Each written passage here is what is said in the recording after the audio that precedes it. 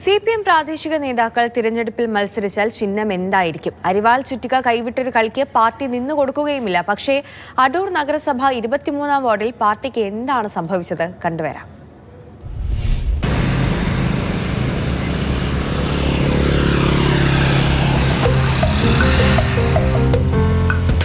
ഇത് CPM Nellimukal branch secretary ആയിരുന്ന സുനുവാണല്ലോ. ചിഹ്നം 2 എന്തോ പന്തികളുണ്ടല്ലോ. അതെ, സിനു ഫിലിപ്പ് തന്നെ. ചിഹ്നം മാറിയിട്ടില്ല, 2 തന്നെ.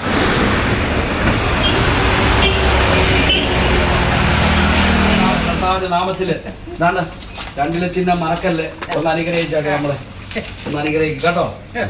ഓക്കെ, മറക്കല്ലേ. എനിക്ക് അങ്ങോട്ട് പൂർണ്ണമായി ദഹിച്ചിട്ടില്ല.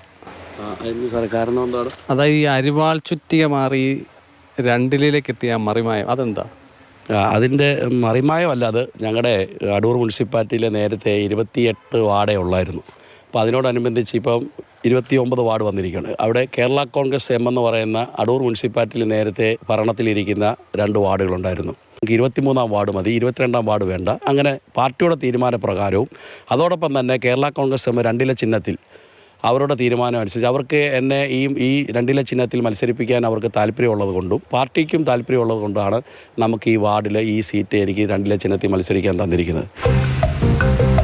ഇനി കേരള കോൺഗ്രസിനും CPM-നും പൊതു സ്ഥാനാർത്ഥിയാണോ? തദ്ദേശ തെരഞ്ഞെടുപ്പിൽ സ്വാഭാവികമായിട്ട് വിജയമാണ് പ്രധാനം. അപ്പോൾ അങ്ങനെ സംബന്ധിച്ച് നമുക്ക് കേരള കോൺഗ്രസ് എമ്മിന് മുനിസിപ്പാലിറ്റി 2 സീറ്റ് കിട്ടി. സുനു നല്ലൊരു സ്ഥാനാർത്ഥിയാണ്. നമ്മുടെ ചിഹ്നത്തിൽ നമ്മൾ മത്സരിപ്പിക്കുന്ന പുള്ളിക്കാതെ ഞങ്ങൾ ആദ്യമേ തന്നെ പാർട്ടി മെമ്പർഷിപ്പ് കൊടുത്ത് പാർട്ടി സ്വീകരിച്ചു.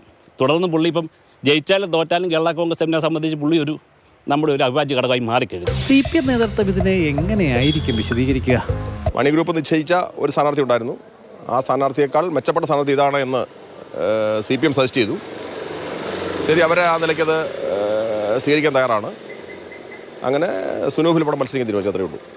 എന്നാലും അങ്ങോട്ട് ശരിയാകുന്നില്ല. ഇനി കോൺഗ്രസ്സുകാരോടൊന്ന് ചോദിച്ചാലോ? CPM ഘടകകക്ഷികളെ വിഴുങ്ങുകയാണ് ഈ തെരഞ്ഞെടുപ്പ് ചെയ്തിരിക്കുന്നത്. എല്ലാ ഘടകകക്ഷികളെയും വിഴുങ്ങുകയാണ്. ഘടകകക്ഷികൾക്ക് അവരുടെ ഒരു സ്ഥാനാർത്ഥിയെ പോലും സ്വന്തമായി നിശ്ചയിക്കാൻ, അവരുടെ ഒരു പാർട്ടിക്കാരനെ അവരുടെ പാർട്ടിക്ക് സ്ഥാനാർത്ഥിയെ പോലും നിശ്ചയിക്കാൻ ഒരു അവസരം അവർ കൊടുക്കുന്നില്ല. കോൺഗ്രസിന്റെ സിറ്റിംഗ് വാർഡിൽ ഇക്കുറി അഡ്വക്കേറ്റ് ബിജു വർഗീസാണ് UDF സ്ഥാനാർത്ഥി.